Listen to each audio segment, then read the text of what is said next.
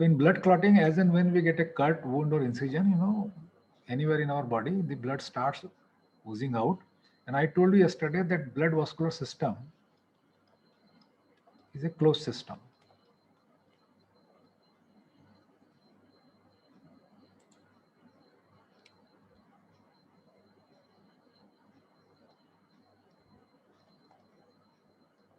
Okay. And you have a limited amount of blood in your body. As I said yesterday, there is about 5 liters of blood. So if this oozing out is not stopped, you know, if there is excessive bleeding, there is a lot of blood which gets lost, which normally happens during road accidents.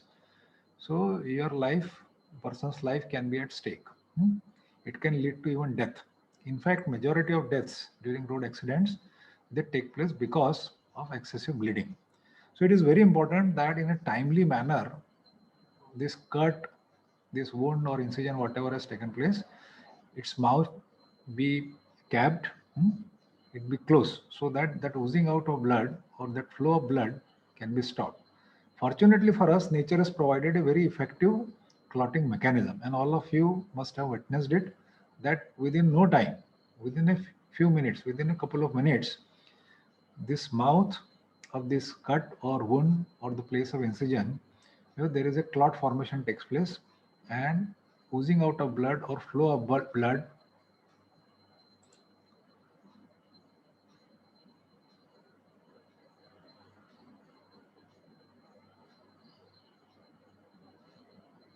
flow of blood stops, right? So this is a kind of a defense mechanism. Clotting mechanism is a kind of a defense mechanism.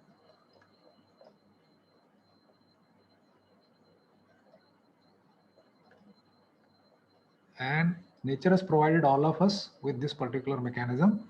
There are only a few unfortunate people where this clotting mechanism is malfunctioning. It is not, it doesn't work properly, and they have a problem in uh, formation of a clot, right?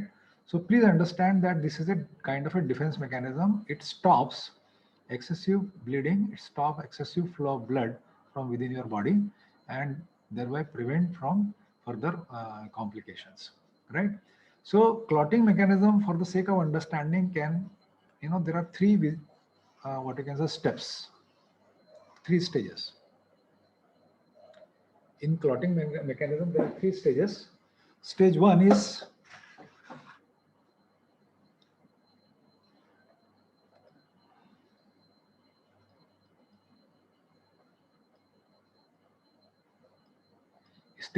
generation of prothrombin activator.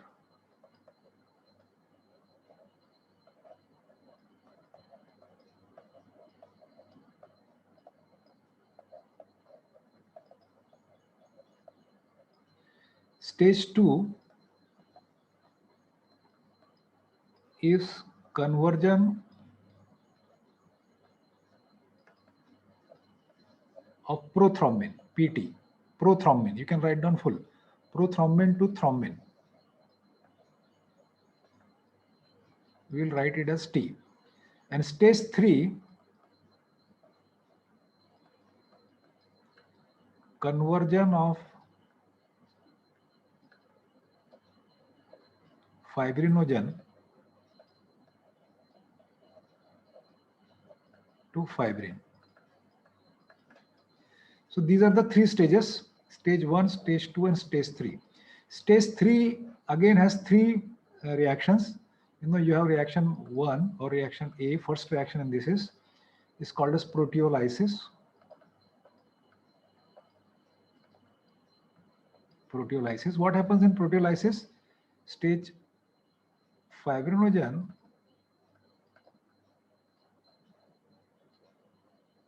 in presence of thrombin, gets converted into fibrin monomer.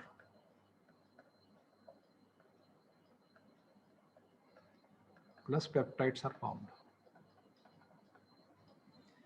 The second stage in stage 3, the second sub-step in step 3 is polymerization.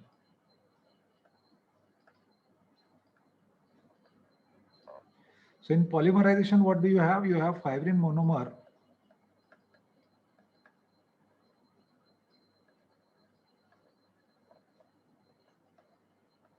spontaneously gets converted to fibrin polymer.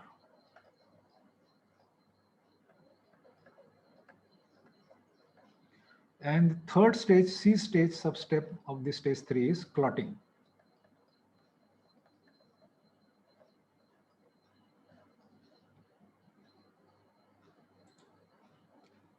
Clotting. So in that stage, what happens? We have fibrin polymer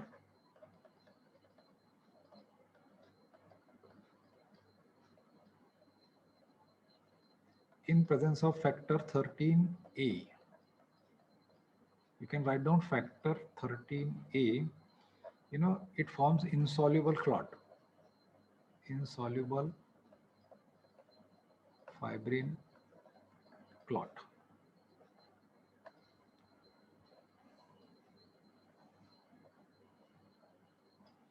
Three people have joined late. Nitin More and Syed Aslam, you are habitual latecomers. I am sorry, but from tomorrow I will not admit you if you come late. And Adesh Sonavane joined just now. So of these three stages, this entire process,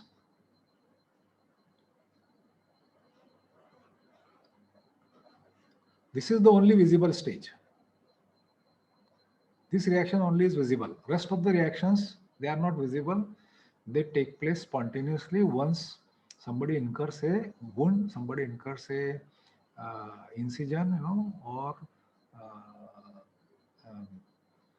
there is an injury, right?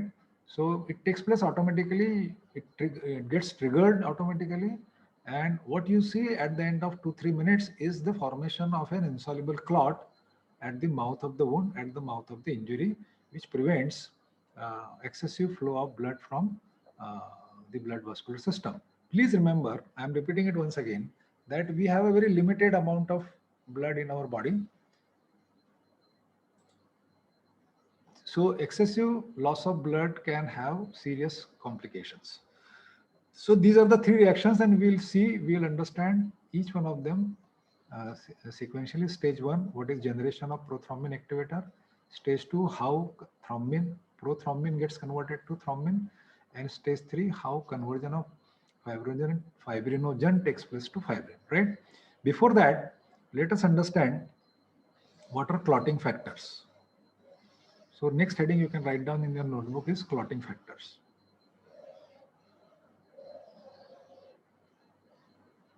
So there are 12 clotting factors.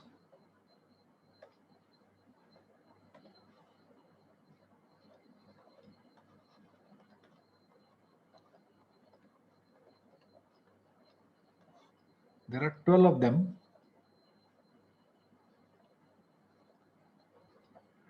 They are all synthesized as inactive precursors.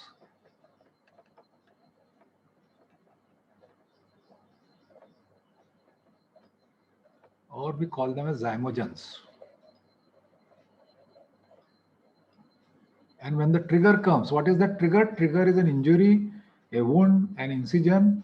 So these inactive precursors are converted to their active form.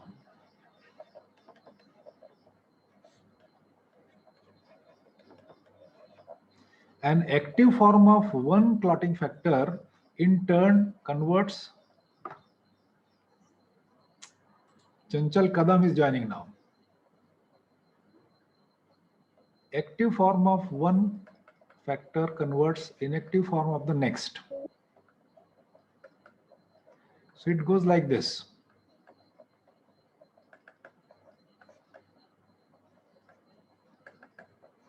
So this is called as a cascade. So you have an enzymatic cascade.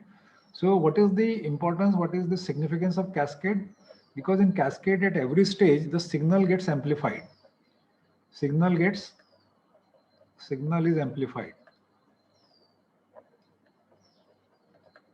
So even if we start with a small trigger, you know, if there is a small trigger, a small incision is there, okay, small wound is there, and the blood starts oozing out, even that small trigger is good enough, it generates a very massive response.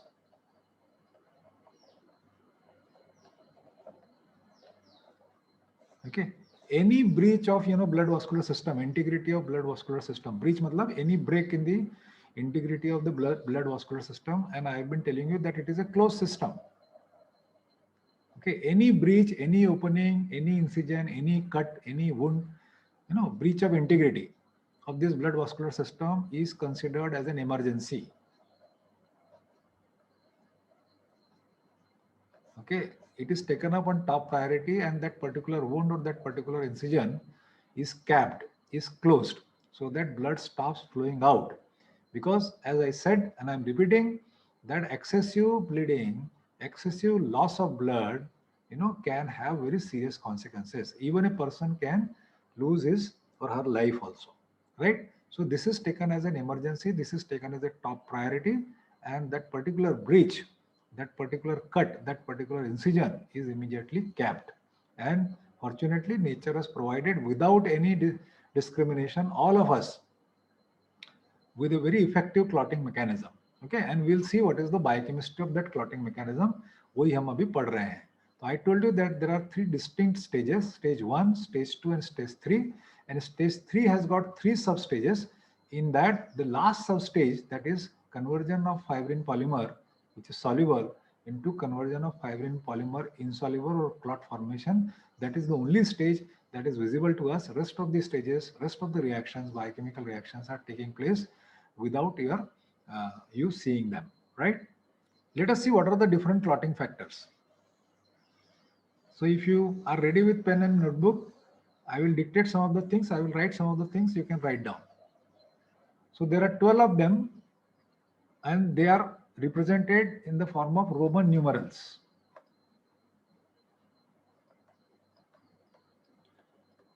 Roman numerals. By convention, blood clotting factors are represented as Roman numerals, right? So what are the different clotting factors? I'll explain it to you. If you want, you can write down also. Factor 1, it is called as fibrinogen. Roman numeral means ऐसा लिखना है आपको, and it is also called as fibrinogen. Okay, it's a major protein in the plasma. Its concentration is around 4 grams per liter plasma, or you can say 4 milligram per ml, whatever suits you. Molecular mass is 330 kilodalton. 330 kilodalton. And another thing, important thing, is that it is consumed during clotting. So what is the significance of this? I will talk to you later on. That it is consumed, it is used up during the clotting process, right? So ये इसके major highlights है factor 1 के. Then the second factor is factor 2. It is called as prothrombin.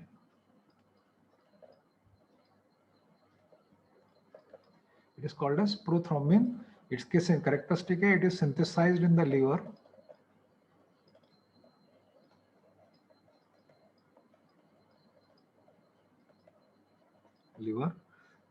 Its conversion, prothrombin conversion to thrombin, requires vitamin K.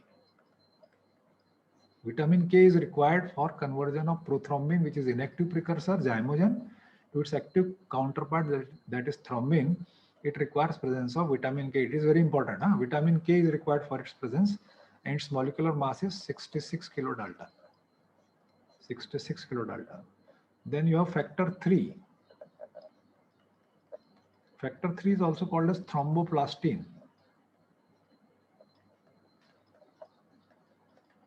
or it is also called as prothrombin activator, PTA. Prothrombin activator, PTA, right? And it converts prothrombin to thrombin in presence of factor 5, factor 10, and calcium ions. Now, PT is prothrombin. It converts prothrombin activator. The name is prothrombin activator. It is also called as thromboplastin. It will convert prothrombin to thrombin in presence of factor 5, factor 10, and calcium ion. Factor 4. Factor 4, we represent it like this. Factor 4, these are calcium ions, ionic calcium. Okay, this factor is essential for clotting. ये must है. Essential, must for clotting. Because it requires for the generation of PTA, prothrombin activator, it is required for the generation of PTA, conversion of PT, prothrombin to thrombin, and formation of clot.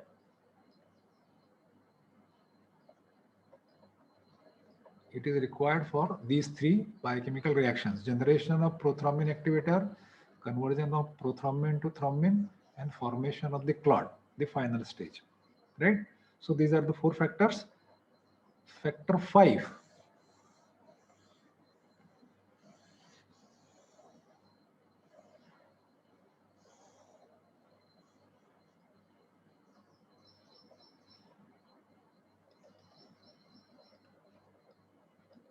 Factor 5, it is also called as labile factor.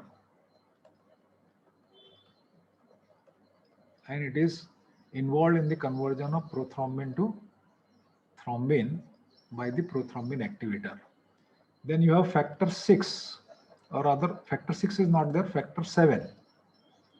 Factor 7 is called as stable factor. It is required for the conversion of prothrombin to thrombin by what is called as an extrinsic pathway.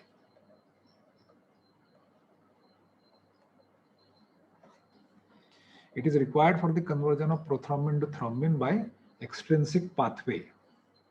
Then we have factor 8. It is also called as anti-hemophilic factor.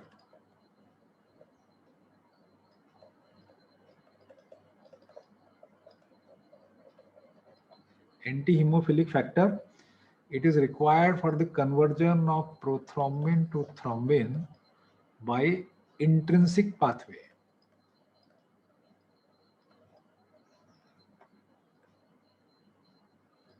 Intrinsic pathway. It is also consumed during the clotting. It is also consumed during the clotting, and deficiency of this factor leads to what is called as classical hemophilia.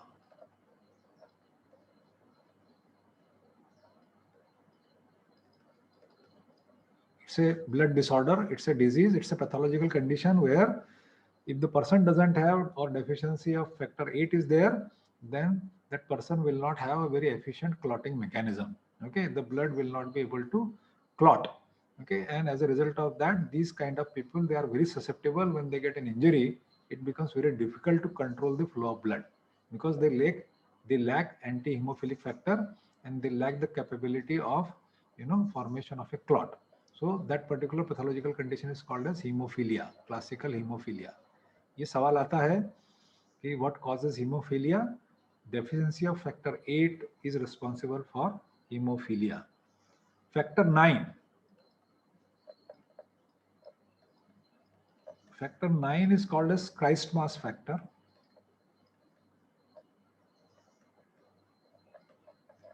Then we have another factor called factor 10. Factor 10 is called as Stewart-Prover factor. Stewart-Prover factor. And these are all required for conversion of PT, prothrombin to thrombin, by extrinsic pathway.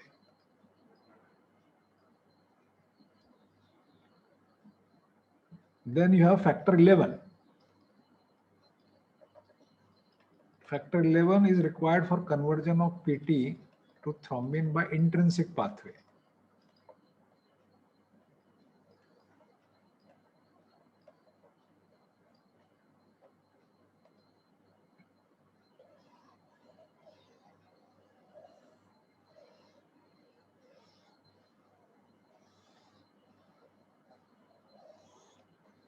Then you have factor 12.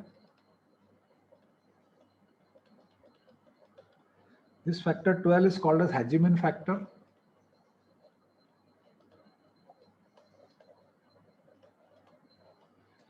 And this factor 12, it gets activated. You write down activated by unphysiological surface.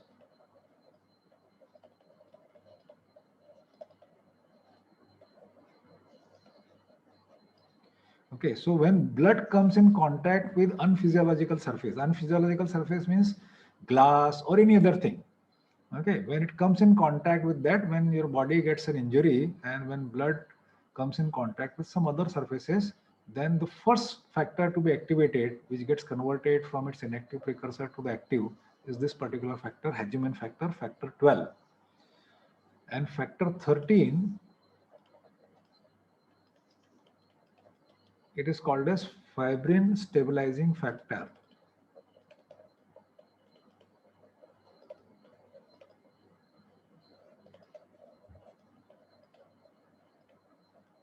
Okay, it is responsible for conversion of fibrin clot soluble to fibrin clot insoluble.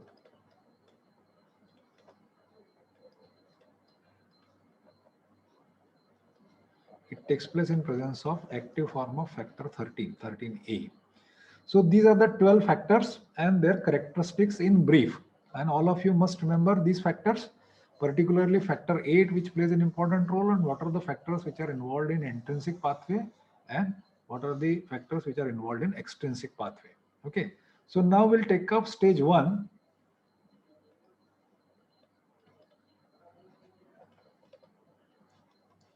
Generation of,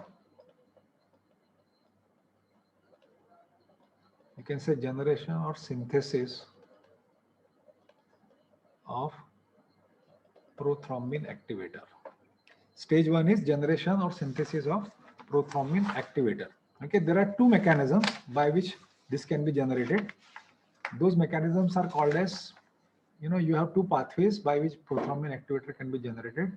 One is called as an intrinsic pathway.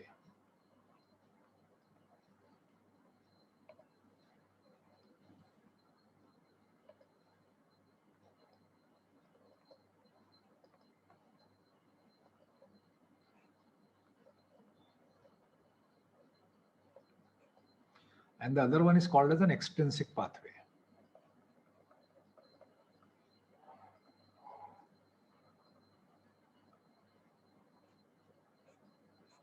There are two distinct mechanisms, there are two distinct pathways.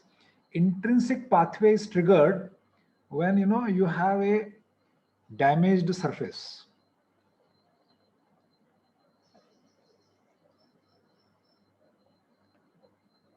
You get an injury, you get a cut, you get a wound, you get an incision. So that particular area, your skin gets damaged. So that damaged surface, blood starts oozing out, blood comes in contact with some other surfaces, unphysiological surfaces, and that triggers this intrinsic pathway, right? Extrinsic pathway, on the other hand, is triggered by substances released by damaged tissue or cells or trauma. When you get a cut, when you get a wound, so that injured cells, they will release some substances. Those cells which have undergone some kind of a trauma, they will be releasing certain substances, and those substances will trigger the extrinsic pathway. Now let us understand what is intrinsic pathway. So in case of intrinsic pathway, what happens? First, factor 12, Hageman factor, its inactive form gets converted to active form. 12A. A means active form. Okay. So I said that, it's a cascade. Active form of one clotting factor then converts the inactive form of next clotting factor to its active form. For example, this 12A, once it is generated, what does it do? It immediately converts factor 11, its inactive form, to factor 11A. Then 11A in turn converts factor 9 to 9A. And then factor 9A in turn converts factor 8 anti-hemophilic factor to 8A. And factor 8A in turn converts factor 10 to 10A.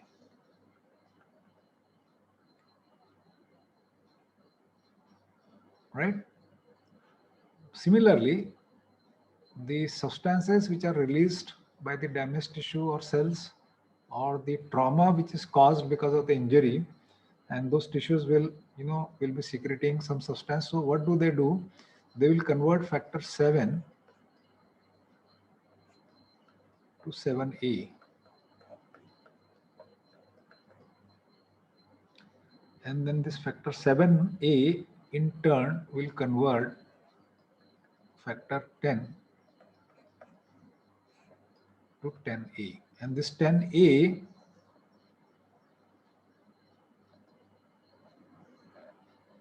is generated by both intrinsic pathway and extrinsic pathway. It is responsible for, this is what is called as prothrombin activator. This factor 10A in presence of factor 5A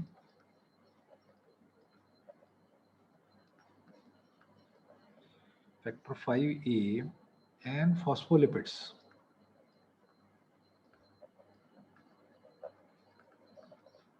and calcium ions, phospholipids of the membranes of the damaged cells. It will convert prothrombin, which is factor 2, to 2A. It will convert prothrombin PT to thrombin T. Right? In presence of what? In presence of factor 5A, in presence of calcium, and in presence of phospholipids. So both these pathways, intrinsic as well as extrinsic pathway, they converge. They converge where? Here. Both of them will be leading to generation of prothrombin activator, which is nothing but activated form of factor 10, factor 10A. That is prothrombin activator. So prothrombin activator basically is 10A along with factor 5A, calcium, and phospholipids. All these together, they constitute what is called as prothrombin activator, and they will be converting prothrombin to thrombin, factor 2 to 2A. And this 2A in turn will convert factor 1, that is fibrinogen, to fibrin, and which is nothing but clot. Right? So all these two mechanisms will be converging here, right? And then from here onwards, the pathway remains common. 2 prothrombin will be converted to thrombin, factor 2A, and active prothrombin, that is thrombin, will convert factor 1 fibrinogen to factor 1A, that is fibrin. And we'll be seeing the detailed biochemistry of this in due course of time, right? So this is the pathway by which stage 1, that is generation or synthesis of prothrombin activator, takes place. Intrinsic pathway, damaged surface, when blood comes in contact with the damaged surface, it will trigger a series of reactions. This is called as cascade, right? This is called as cascade. Okay, because in cascade, what happens at every stage, the signal gets amplified. Small amount of 10A, 12A will be converting all 11 to 11A. Small amount of 11A in turn will convert 9 to 9A, like this. So at every stage, the signal gets amplified. So even if you have a small trigger, what do? It generates a very massive response. Trigger may be small, but it generates a massive response. And as I said, injury may be small or big, incision may be small or big, okay? That cut may be small or big. Whenever there is a breach of integrity of the blood vascular system, it is taken up as a priority. It is taken up as an emergency. The body will respond to it very quickly, very rapidly, and see to it that that opening, that mouth gets capped, that blood flow stops. Okay. So because of this kind of system has been developed, that It's an amplified response. Even if the trigger is small, it generates a massive response. So you see here, it is a cascade. So I think there are only a couple of minutes. So